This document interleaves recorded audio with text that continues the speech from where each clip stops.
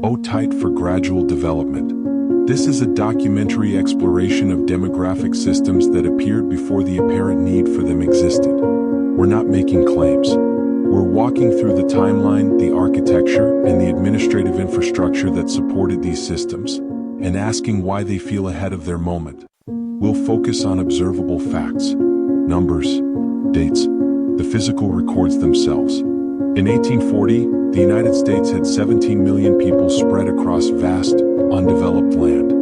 Most were farmers. Communication between states took weeks.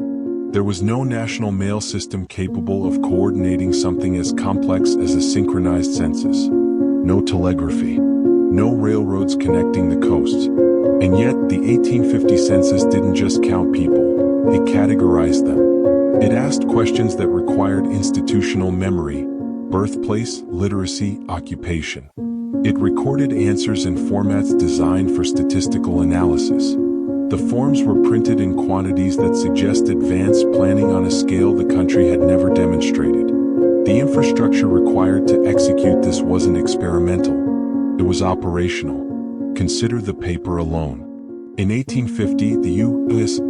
Census Bureau distributed pre-printed forms to every county in the nation. These weren't hastily written instructions. They were typeset, mass-produced documents with identical formatting. The printing capacity to produce them existed. The distribution network to deliver them existed.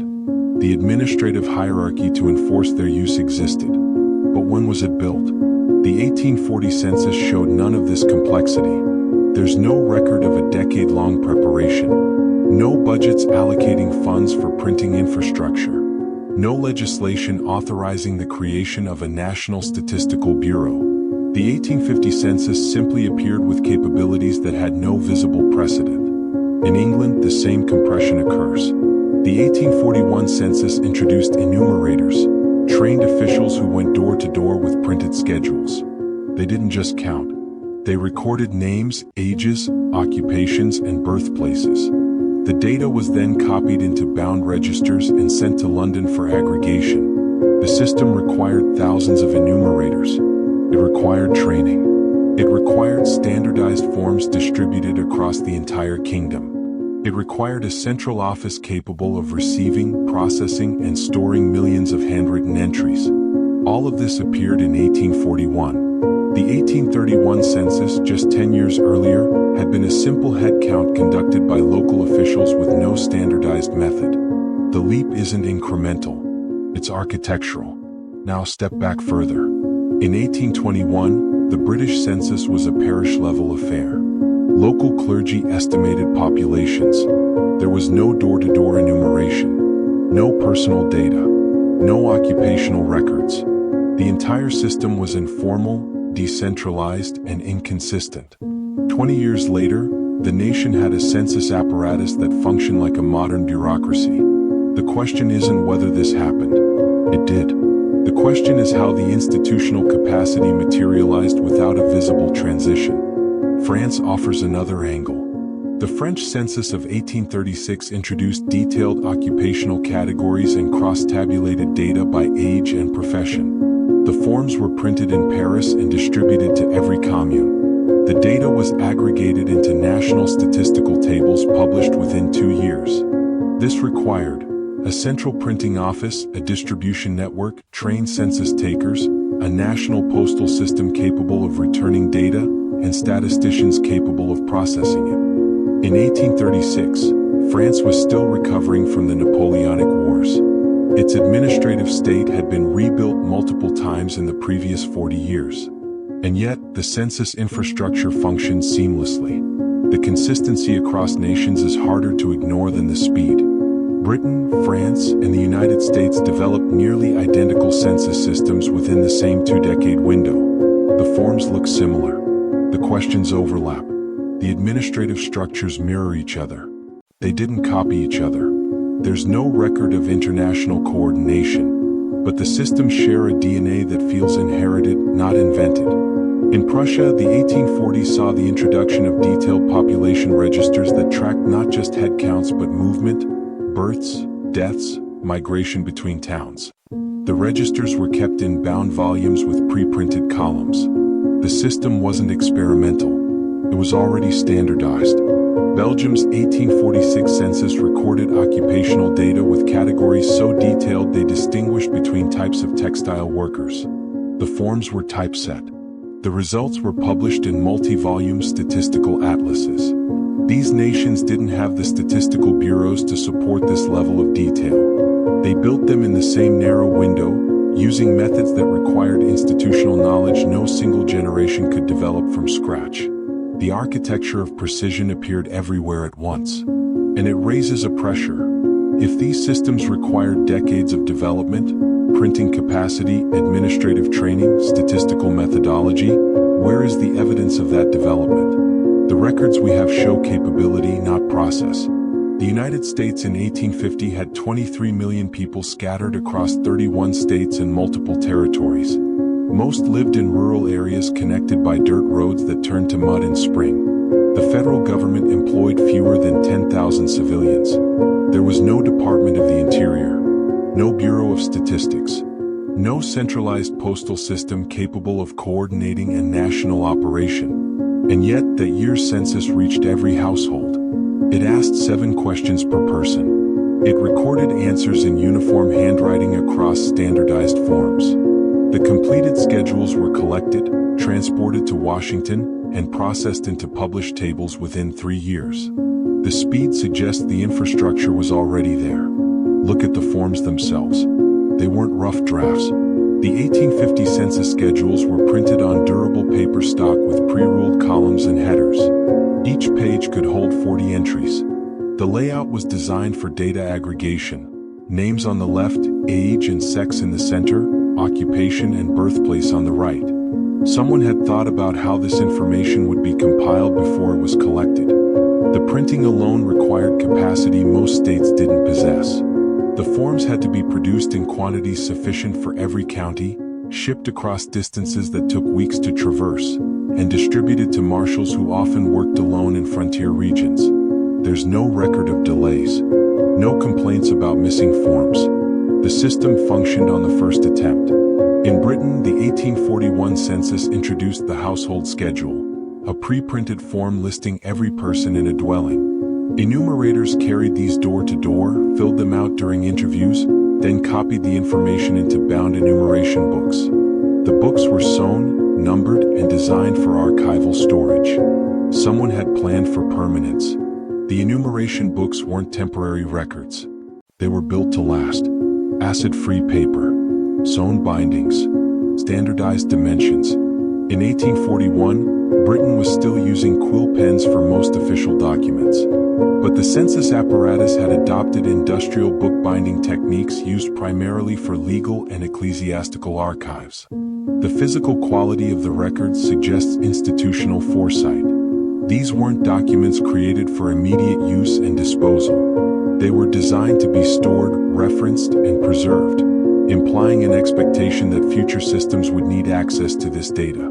That expectation existed before the data itself. Now consider the training. The 1841 British Census employed over 35,000 enumerators. They received written instructions, standardized forms, and territorial assignments. They were expected to conduct interviews, record answers legibly, transfer data into bound registers, and return everything within 2 weeks. This required coordination across every parish in England, Scotland, and Wales. It required literacy.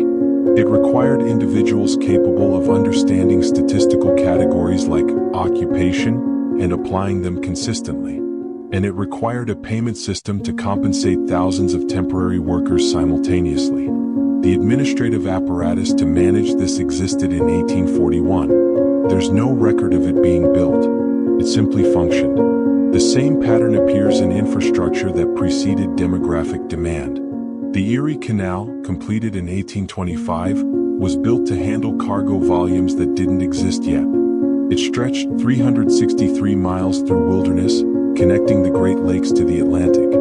The engineering was precise. 82 locks, 18 aqueducts, and a continuous waterway 4 feet deep. When it opened, the population of the regions it connected couldn't justify the investment. Buffalo had 2,400 people. Rochester had 5,000. The canal was designed for a traffic density that wouldn't materialize for another 2 decades. But when that demand arrived, the infrastructure was ready. Britain's railway expansion follows a similar curve. Between 1840 and 1850, over 6,000 miles of track were laid across England. The routes didn't follow existing population centers. They connected towns that would grow into cities, but hadn't yet. Station platforms were built longer than necessary. Freight capacity exceeded immediate need. The network was constructed for a future that hadn't arrived. By 1860, that future had. The railways carried the traffic they were designed for. The question isn't whether the planners were visionary. It's whether the construction timelines allow for trial and error.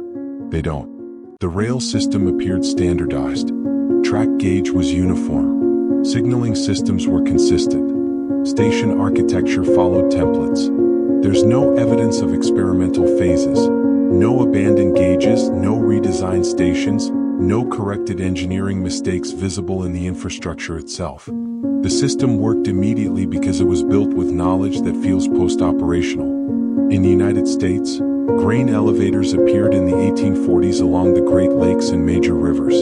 These weren't small storage sheds. They were industrial structures, some over 100 feet tall, capable of storing hundreds of thousands of bushels. They had mechanical conveyor systems, weigh stations, and administrative offices. The agricultural output to fill them didn't exist yet. Midwest grain production in 1840 was local and small-scale. The infrastructure to transport bulk grain to elevators wasn't operational.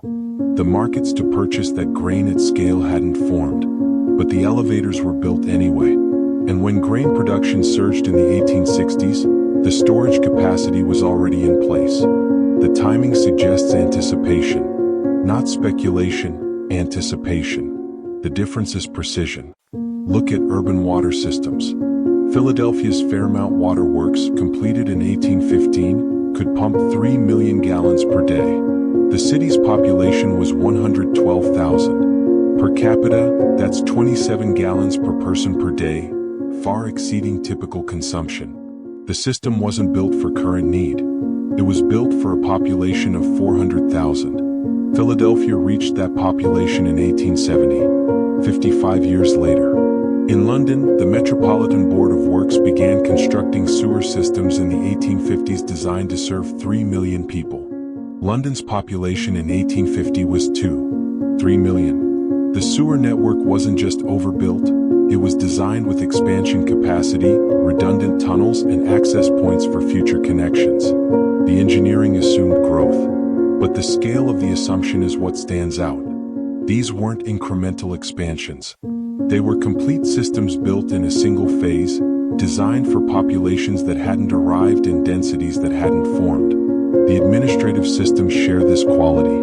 The 1850 U.S. Census didn't just count people. It categorized them in ways that required pre-existing statistical frameworks. Occupational categories weren't invented during enumeration. They were predefined, printed on forms, and applied uniformly across the nation. This required someone to have already decided what categories mattered. Agricultural laborer, merchant, mechanic, mariner. Each term had to be defined, standardized, and taught to marshals who would apply them consistently. That framework existed before the census began. There's no record of its creation, only its use. In Britain, the 1841 census introduced birthplace recording. Enumerators asked every individual where they were born, then recorded it in a standardized format. County for those born in England, country for those born abroad. The system assumed people knew their birthplace, could articulate it clearly, and that the information mattered for future analysis. It did matter.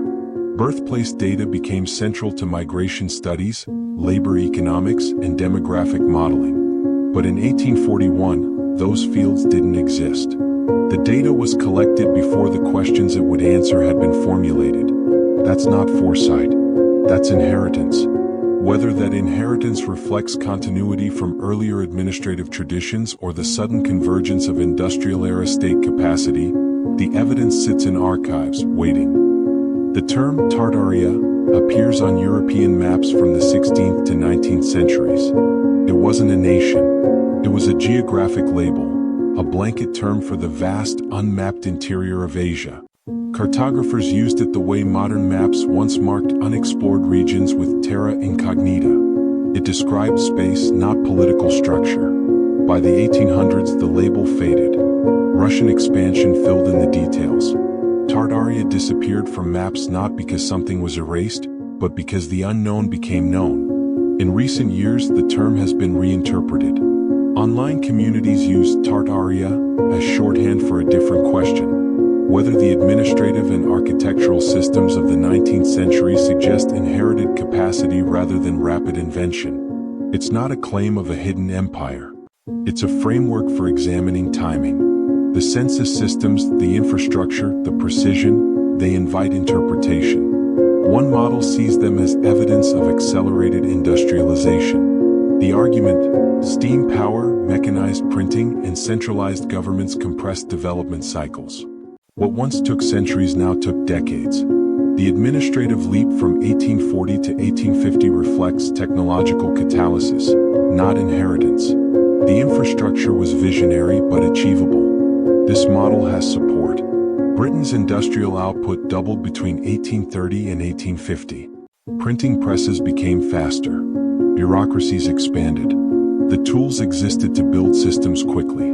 But the model struggles with synchronization. It doesn't fully explain why Britain, France, the United States, and Prussia all developed nearly identical census systems in the same narrow window, using methods that required institutional knowledge none of them had demonstrated before. A second model suggests administrative continuity. The framework: these systems weren't invented in the 1840s, they were formalized. Governments had been collecting data informally for centuries through parish records, tax rolls, and military conscription. The 19th century didn't create demographic tracking. It standardized it.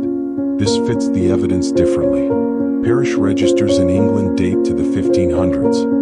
French tax records show detailed population accounting under Louis XIV. The administrative knowledge existed. The 1840s simply encoded it into national systems.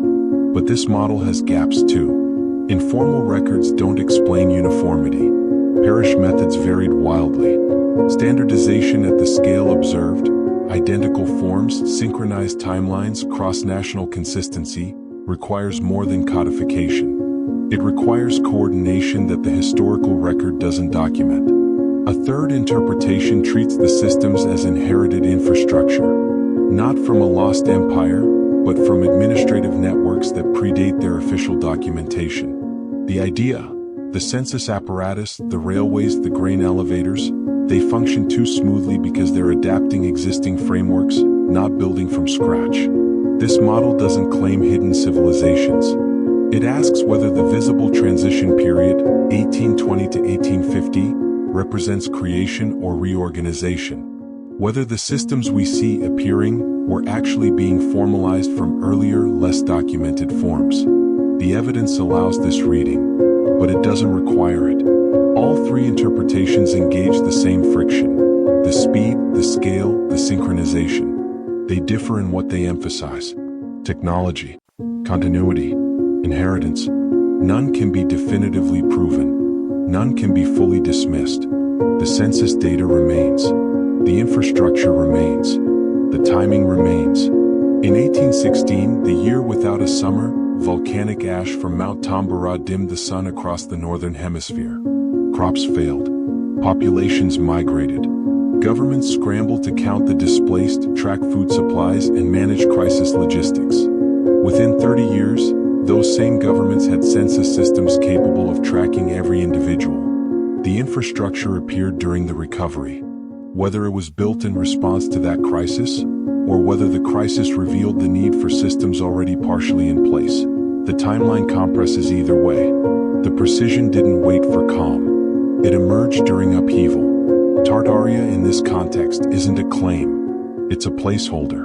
A way to name the question without presuming the answer. The systems feel older than their documented origins. The infrastructure feels more prepared than the moment should allow. That feeling isn't proof, but it's persistent. The documentary evidence invites examination. The census records are public. The architectural plans are archived. The timelines are published. The friction between what we're told developed rapidly and what the systems themselves suggest isn't hidden. It's sitting in municipal archives, university libraries, and government repositories. You can pull the 1850 U.S. Census schedules. You can examine the 1841 British enumeration books. You can walk through the grain elevators still standing along the Great Lakes. The evidence doesn't require belief. It requires attention. The patterns are there. The timing is documented. The infrastructure is real. What remains is interpretation. And interpretation is where history becomes conversation. The systems worked. That's not disputed. Whether they were built in the moment they appeared, adapted from earlier forms, or inheriting capacity from networks we've incompletely documented, the question stays open. The evidence doesn't close it. It holds it.